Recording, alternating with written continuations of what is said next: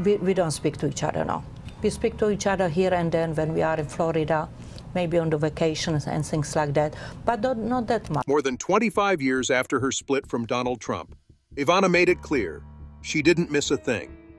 But her final marriage was filled with unexpected twists and deep heartbreak. In the months leading up to her passing, she was grieving the sudden loss of her last husband.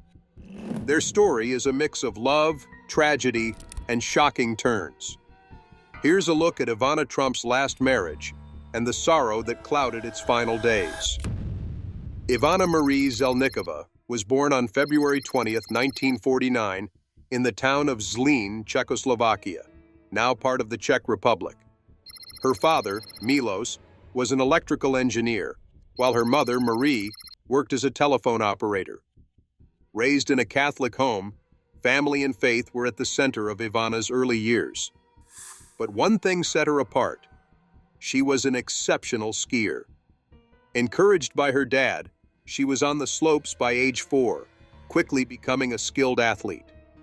Her talent landed her a spot on the junior national ski team, a huge deal since it let her travel beyond the Iron Curtain of Soviet-controlled Czechoslovakia. These rare opportunities opened doors most in her homeland could only dream of and helped shape her future. Ivana went on to study at Charles University in Prague, where she earned a master's degree in physical education in 1972. Around that time, she even made a brief appearance on Czechoslovak TV in a children's series called Pan Tau in 1970. By 1988, Ivana was claiming she had been an alternate for the Czechoslovak ski team in the 1972 Winter Olympics, specializing in downhill and slalom. However, Peter Pisi, Secretary General of the Czechoslovak Olympic Committee, later denied this, saying there was no record of her involvement. In 2021, Snopes added more doubt, pointing out that Czechoslovakia hadn't even sent female alpine skiers to those Olympics. In 1971, Ivana entered her first marriage, not for love, but as a clever escape plan.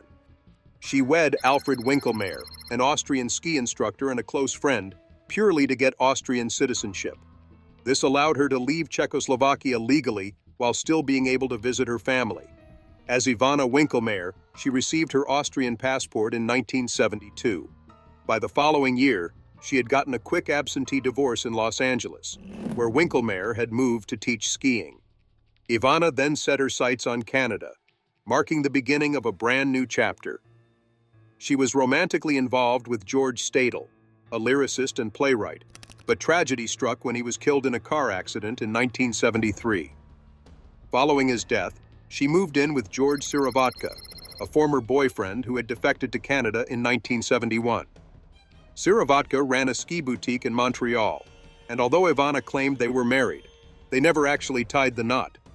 In Canada, she worked as a ski instructor and model, taking night classes at McGill University to improve her English. While modeling wasn't her ultimate dream, it paid the bills.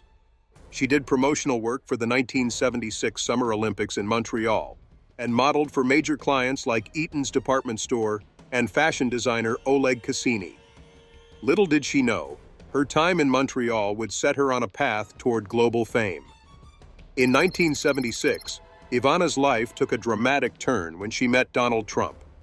At the time, she was still based in Montreal, juggling modeling gigs and ski instructing. On a trip to New York City for a modeling job, she crossed paths with Donald, and he made sure to leave an impression. Spotting Ivana dining with other models, he arranged for them to be seated at the best table and smoothly joined them. Ivana later recalled in her memoir, Raising Trump, that Donald wasn't over-the-top flirtatious, and she actually liked his gentlemanly approach. At the time, she was casually seeing someone in Montreal and wasn't exactly looking for romance. But Donald wasn't one to back down.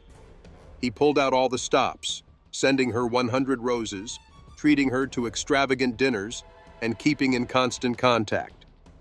Even after she returned to Canada, he called her every other day for 3 months. Then came the ultimate grand gesture. Donald surprised her by flying to Canada to watch one of her runway shows. Their relationship hit a turning point over Christmas that year when he invited her on a vacation to Aspen. And from that moment on, things would never be the same. They had a whirlwind romance, and on New Year's Eve, Donald made a bold move. He looked Ivana in the eye and declared, "If you don't marry me, you'll ruin your life." It was a dramatic statement, but Ivana was swept up in the intensity of it all. Despite their short courtship, she was charmed by his passion and agreed to say yes. They tied the knot on April 9, 1977, in a grand ceremony at Marble Collegiate Church in New York City. It was everything you'd expect from a Trump wedding: lavish, extravagant, and full of high-profile guests. Their honeymoon in Mexico, however, came with an unexpected twist. Ivana discovered she was pregnant with their first child. On December 31, 1977, she gave birth to their eldest son, Donald Jr. Over the years, they expanded their family, welcoming Ivanka in 1981 and Eric in 1984. But their marriage wasn't just about raising kids. It was also a business partnership. Donald put Ivana in key roles within his growing real estate empire, appointing her as Vice President of Interior Design at the Commodore Hotel, which he was transforming into the Grand Hyatt Hotel. Her keen eye for design played a huge part in the project's success. She didn't stop there. She took on major roles in several of Trump's ambitious ventures, from the iconic Trump Tower to the Trump Taj Mahal Casino in Atlantic City. At one point, she was even named president of the prestigious Plaza Hotel. Ivana's business acumen and flair for leadership were captured in the 2018 Netflix documentary Trump: An American Dream, where she was portrayed as a charismatic and hardworking career woman. She wasn't just a socialite, she was a powerhouse who stood beside Donald, challenged him, and played a major role in shaping his empire. But despite their seemingly rock-solid partnership, cracks started to show. Things took a dramatic turn over Christmas in 1989 during a family vacation in Aspen. That's when Ivana came face-to-face with Marla Maples, Donald's mistress. The confrontation was as shocking as it was public. Marla walked up to Ivana and said, "I'm Marla, and I love your husband. Do you?" Ivana's response? A firm, "Get lost. I love my husband." Witnesses saw the tense exchange, and soon it became front-page news. The scandal exploded, and their marriage began to unravel under the weight of public scrutiny. By February 1990, tensions hit an all-time high.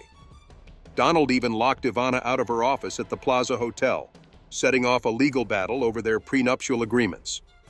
As if things weren't difficult enough, tragedy struck that same year. In October 1990, Ivana's father, Milos, passed away unexpectedly at the age of 63. In the wake of his death, another shocking revelation surfaced. Milos had been an informant for Czechoslovakia's intelligence service. It was a complicated layer of grief, but despite their bitter divorce proceedings, Donald stood by Ivana, offering support during this painful time. Their split was messy and highly publicized, making headlines around the world. Ivana accused Donald of abuse, and details from court depositions added fuel to the media firestorm. But while she was facing personal turmoil, the past also came knocking. On February 14, 1989, the FBI launched a preliminary inquiry into Ivana's potential connections to Czechoslovakia. A confidential source had flagged concerns, prompting the FBI's New York field office to investigate, a probe that reportedly lasted at least 2 years. Decades later, in March 2023, it was revealed that Ivana had been under the scrutiny of the FBI's Counterintelligence Division, adding yet another twist to her already tumultuous life. When the dust finally settled, Ivana walked away with a substantial divorce settlement. She received $14 million, $650,000 a year in child support, their Connecticut mansion, a luxury apartment in Trump Tower, and a month-long stay at Mar-a-Lago every year. Despite how fiery their split had been, Ivana and Donald eventually found a way to be civil, especially when it came to their kids. They co-parented successfully and maintained a surprisingly amicable relationship. Ivana even attended Donald's presidential inauguration in 2017, showing that despite their history, they could put the past behind them for the sake of family. And as much as they clashed, Donald never stopped respecting Ivana's sharp instincts. Even during his presidency, he often sought her advice, proof that, love her or hate her, Ivana Trump always made her presence known. Former White House aide Omarosa Manigault-Newman once highlighted the enduring connection between Donald and Ivana, revealing that even years after their divorce, Donald often sought Ivana's advice. Their bond may have been unconventional, but it remained strong. Meanwhile, Marla Maples, Donald's second wife, expressed her sadness over the lingering tensions between her and Ivana. She had always hoped for Ivana's forgiveness, emphasizing that despite the past, she deeply loved Ivana's children and wanted peace. Marla, who shares a daughter, Tiffany, with Donald, maintained a close relationship with her stepchildren, ensuring Tiffany grew up viewing them as family. After Ivana's passing, Donald paid tribute to her with heartfelt words, calling her a wonderful, beautiful, and amazing woman who led an inspirational life.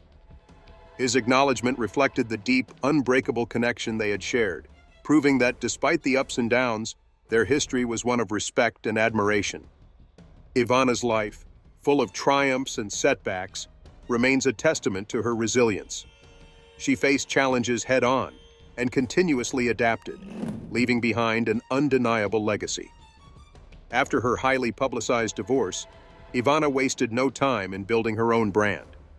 She launched lines of clothing, fashion jewelry, and beauty products, selling them through TV shopping channels like the Home Shopping Network and QVC London. In 1995, she established the House of Ivana, a fashion and fragrance company with a showroom on Park Avenue in New York City. With her signature style and sharp business sense, she leveraged her name into a successful brand. By 1998, Ivana had expanded her interests beyond fashion. She turned her attention to Croatia, a country that held sentimental value for her, as her parents often vacationed there. She made a surprising business move, acquiring a 33% stake in Polo Plus 10, Croatia's second-largest daily newspaper. This investment proved she wasn't afraid to venture into new industries, whether it was fashion or media. However, not every business endeavor was a success. The Ivana-branded Bentley Bay development in Miami filed for bankruptcy in 2004. The following year, she was involved in several proposed condominium projects, including the ambitious Ivana Las Vegas, which never came to fruition. But setbacks didn't dampen her entrepreneurial drive. In 2010, she took legal action against the Finnish fashion company Ivana Helsinki, accusing them of using her name to sell women's clothing without permission. She fought fiercely to protect her brand, proving she wasn't just a name, she was a force to be reckoned with. Beyond business, Ivana found another passion: writing. She penned several books, starting with the romance novels For Love Alone, 1992, and Free to Love, 1993. In 1995, she took a more personal approach with The Best Is Yet to Come, coping with divorce and enjoying life again, offering readers advice on moving forward after heartbreak. Her writing didn't stop at books. From June 1995 to January 2010, she wrote an advice column titled Ask Ivana for Globe, where she shared her wisdom on love and life. She even launched her own lifestyle magazine, Ivana's Living in Style, in February 1999, and later contributed a column to Divorce magazine in 2001. In 2017, Ivana added another chapter to her publishing career with Raising Trump, a memoir that gave readers an intimate look at her upbringing and her experiences raising Donald Jr., Ivanka, and Eric. The book provided a rare glimpse behind her glamorous image, revealing her dedication as a mother and her role in shaping her children's lives. But Ivana wasn't just a businesswoman and author, she was also a media personality. In April 1988, she and Donald appeared together on The Oprah Winfrey Show, giving the world a glimpse into their dynamic. The following month, they sat down for an interview on the BBC's Wogan. After their divorce, Ivana was interviewed by Barbara Walters for ABC's 2020, a moment that had real-life consequences. Donald was so furious about what she shared that he cut off her alimony payments and even threatened to sue her for damages. By 1992, Ivana was back on Oprah, this time on her own, delivering a powerful message. I will not let men dominate me anymore. The declaration struck a chord with many, solidifying her image as a woman of strength and independence. Hollywood also took notice. In 1996, Ivana made a cameo in the First Wives Club, delivering an unforgettable line that became iconic. Ladies, you have to be strong and independent. And remember, don't get mad, get everything. Her words resonated with millions, cementing her status as a symbol of resilience. Not one to shy away from the spotlight, Ivana ventured into reality TV. In 2006, she hosted a dating special titled Ivana Young Man on the Oxygen Network, where she helped wealthy middle-aged women find younger partners. 4 years later, she took on another challenge, joining the cast of Celebrity Big Brother 7 in the UK, where she finished in 7th place. Ivana Trump's post-divorce years were anything but quiet. She explored multiple industries, constantly reinventing herself and proving that she was more than just the ex-wife of a famous businessman. Whether in business, writing, or media, she embraced every opportunity that came her way, leaving behind a legacy of determination, resilience, and undeniable star power. After parting ways with Donald, Ivana set out to carve a new chapter in her life. In 1991, she found companionship in Italian entrepreneur Riccardo Mazzucchelli, a man known for his grand romantic gestures. Their courtship was nothing short of extravagant. On one occasion, Riccardo filled an entire room with roses after a simple lunch date. He first proposed to Ivana with a dazzling 10-carat diamond ring, but she turned him down. However, 3 years later, he tried again, this time with a breathtaking Burmese sapphire, and Ivana finally said yes. Their 1995 wedding was a spectacle, promising a bright future, but the marriage lasted just 20 months. Despite Riccardo's declarations of love and commitment, they faced obstacles they couldn't overcome. He insisted he had given Ivana more than Donald ever had, emphasizing his devotion, but their relationship ultimately unraveled. The drama didn't end with their separation. Ivana took legal action against Riccardo, suing him for $15 million for breaching their confidentiality agreement. While the exact details of their dispute remained private, they eventually settled out of court, bringing their bitter battle to a close. Riccardo's life took a different turn after their split, but tragedy struck in 2017 when he passed away at the age of 74. His legacy, shaped by his entrepreneurial success and his brief yet high-profile marriage to Ivana, was one marked by ambition, wealth, and controversy. Ivana, ever resilient, continued to thrive despite the public scrutiny surrounding her relationships. In the summer of 1997, Ivana was drawn to a new kind of partner, Italian aristocrat Count Goffredo Gaetani d'Aragona Lovatelli. Their romance captivated the public, lasting until his untimely death in 2005. Goffredo was no ordinary nobleman. His jet-setting lifestyle and playboy reputation had earned him a colorful reputation, with Italian tabloids describing him as a collector of women, Ferraris, and millions. He had even appeared in a film naked and once challenged actor Mickey Rourke to a boxing match. But when he met Ivana in Monte Carlo, he was ready to leave his wild days behind. Insisting that his life was now all about business, Goffredo had transitioned from flamboyant socialite to serious entrepreneur. As the president of Ferrari of Long Island, he was deeply immersed in the world of luxury cars. His aristocratic lineage was impressive, his many titles including Count, Prince, and Duke, with 2 popes among his ancestors. But despite his opulent heritage, he remained refreshingly down-to-earth, even grumbling about everyday struggles like navigating the chaotic Cross-Bronx Expressway. His relationship with Ivana was a mix of passion and admiration. For her birthday, he gifted her a sleek red Ferrari, a gesture that was both extravagant and deeply personal. He never revealed its cost, keeping true to his old-world charm. In stark contrast to her turbulent marriage to Riccardo, which ended with accusations of gold-digging, her relationship with Goffredo appeared to be built on mutual respect and shared interests. Even Donald Trump approved of Rofredo, calling him a high-quality guy, a rare compliment from an ex-husband. Their love for speed and luxury was evident when Rofredo took Ivana to the Ferrari factory in Italy. There, she stunned onlookers by driving an F1 car at an astonishing 200 mph. Her skiing expertise translated seamlessly onto the racetrack, leaving Ferrari's test drivers impressed by her control and skill. Rofredo beamed with pride, recounting how she had won over even the most seasoned professionals. Their love story, though cut short by tragedy, was one of deep connection and thrilling adventure, a true meeting of two extraordinary worlds. Ivana's final marriage brought yet another whirlwind romance. This time, she found herself enamored with Italian actor and entrepreneur Rossano Rubaconde, a man decades younger than her. Their connection was undeniable, and in April 2008, they exchanged vows in a lavish ceremony at Mar-a-Lago, Donald Trump's extravagant Palm Beach estate.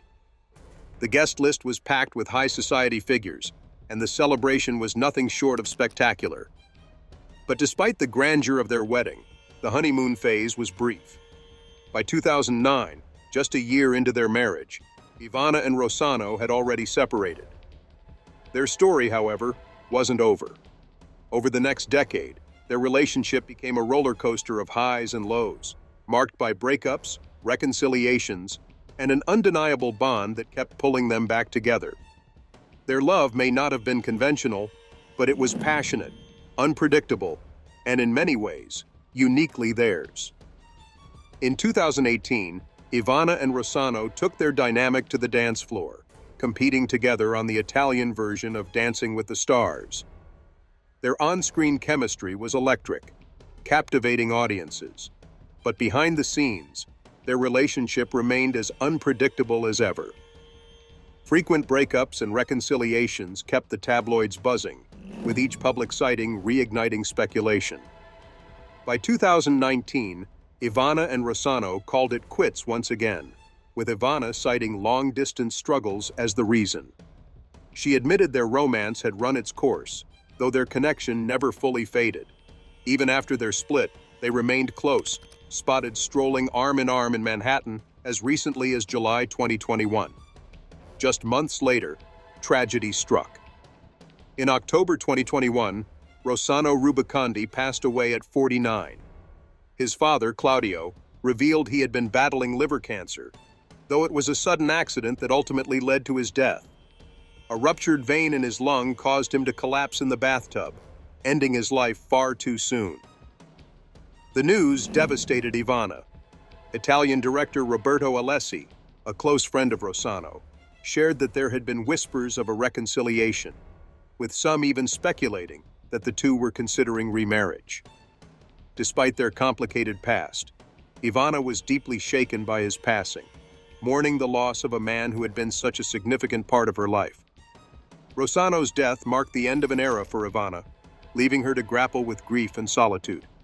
The heartbreak weighed heavily on her, and less than a year later, on July 14, 2022, Ivana was found dead at the bottom of the staircase in her Manhattan townhouse. The New York City Medical Examiner's Office determined that the 73-year-old had died from blunt impact injuries to her torso, the result of an accidental fall. Close friend Nikki Haskell later shed light on Ivana's final months, revealing how profoundly Rossano's passing had affected her. She had withdrawn from public life, overcome by sadness, and became increasingly isolated. Ivana, who had once thrived on socializing, now feared venturing out due to the lingering threat of COVID-19. She had been looking forward to an upcoming trip to Saint-Tropez, a plan that stood in stark contrast to the reality of her seclusion. During an interview on Good Day New York, Haskell shared how deeply Ivana had struggled, emphasizing that Rossano's death had been a devastating blow.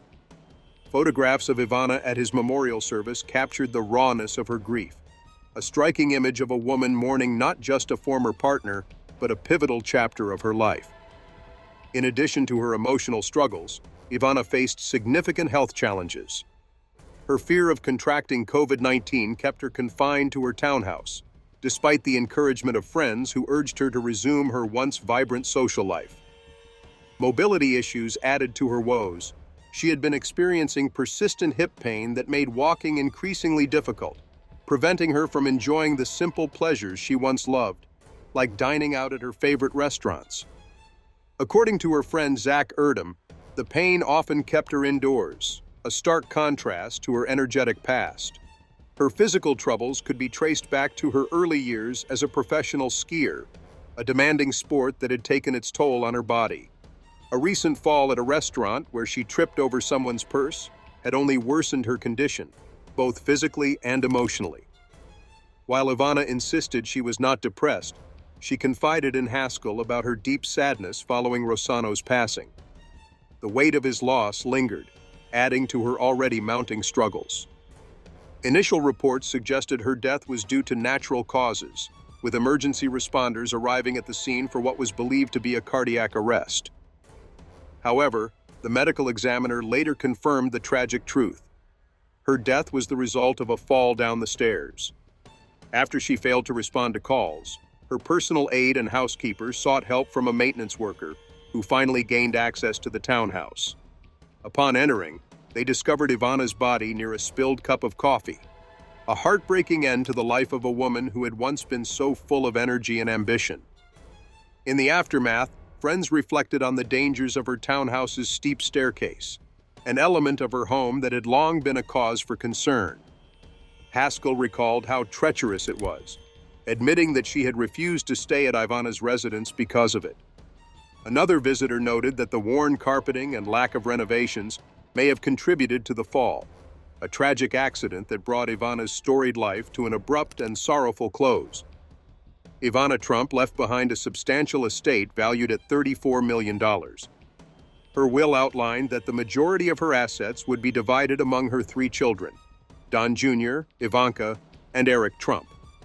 She also set aside specific properties for close friends and initially planned to leave another to her ex-husband, Rossano Rubicondi, who sadly passed away before her. Notably, her wealthier former spouse, Donald Trump, was not included in her inheritance. The most valuable asset in Ivana's estate was her New York City townhouse, located just half a block from Central Park. Her children are currently working to sell it, listing the property for $26.5 million. Whether they will secure that price remains uncertain, but as stipulated in her will, the proceeds will be evenly distributed among Don Jr., Ivanka, and Eric. For the Trump children, this inheritance carries substantial financial weight. Although their father, Donald Trump, has provided support over the years, he has been hesitant to part with large portions of his $3.2 billion empire. In 2019, Forbes estimated Don Jr. and Eric were each worth around $25 million, while Ivanka's net worth stood at an estimated $375 million, bolstered by her fashion brand and marriage into another wealthy family. Since then, the siblings have sold their 7.5% stake in the Trump International Hotel in Washington, D.C., each cashing out over $10 million. One of the most significant beneficiaries of Ivana's will, aside from her children, was Dorothy Curry. Curry dedicated decades of her life to working for the Trump family, first as a nanny and later as Ivana's assistant. In her book Raising Trump, Ivana fondly described Curry as having a sparkle in her eye and boundless nervous energy. A devoutly religious woman, Curry would kneel by the Trump children's beds each night, teaching them prayers their mother never knew in English. While Ivana admitted in her 2017 book that religion didn't play a central role in her life, she valued that her children had a connection to faith. Over the years, Curry remained closely bonded with the family, despite living in a modest Queens apartment. In recognition of this deep connection, Ivana bequeathed her a Florida condo valued at over $1 million. Additionally, Curry inherited Ivana's beloved Yorkshire Terrier, Tiger Trump, a sign of just how much Ivana trusted and cared for her. Eric Trump has spoken warmly of Curry, describing her as a second mother. His bond with her began in infancy, with fond memories of time spent together, including visits to her native Ireland. Eric has also taken on the responsibility of managing his mother's estate, overseeing its distribution as her designated personal representative. Should he be unable to fulfill this duty, the will stipulates that Ivana's accountant would step in. The estate also includes international properties, one of which Ivana originally planned to leave to Rossano in Saint-Tropez. However, this provision became void after his passing in 2021. Another property in Saint-Tropez was bequeathed to her friend Evelyn Gallet, though little is publicly known about their relationship. Representatives of the Trump organization have not commented on the matter.